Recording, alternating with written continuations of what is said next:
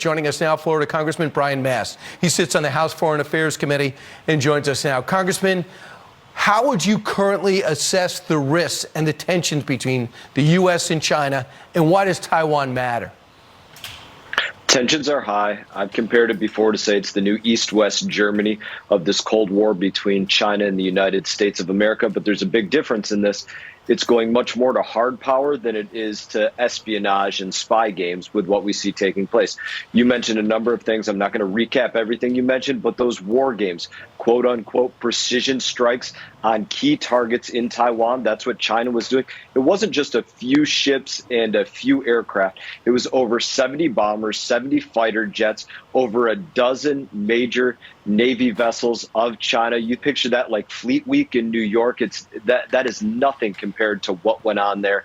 And then you look at why this matters to the United States of America. This is a collision of two great powers, and the world is watching to see what will that hedge of stability look like across the globe. You have Macron and France already backing away, which is a symbol of what NATO is looking at right now, saying don't get involved with this China-U.S. conflict. And the difference for the world is it freedom and democracy that is stood up for, or is it communist China that leads the globe and everybody falls under their suppression? Congressman, as you know, Taiwan is no threat to China, but their existence is a threat to China because they will know what their life can be. It's a very short flight to Taiwan. They have relatives there. They tell them what freedom is actually like, what it is like to live in a free market economy. They don't want that on their doorstep, and they want to begin to build themselves out.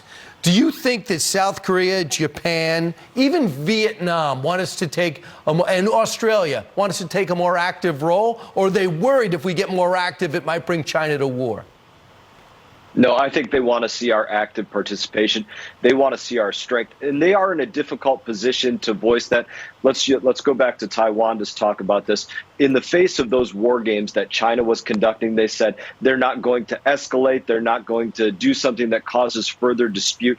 You're talking about a nation. They don't really have a Second Amendment there. Their ability to arm themselves as a population is basically none. So if they were invaded, they don't have the same capability to fight back as, say, Ukrainians do with their weaponry and armament that just sat around the country from Russia being present there. Yeah. That's not the same capability they have. So they need to see America there, but they don't have the same capability to just speak about it because of their presence.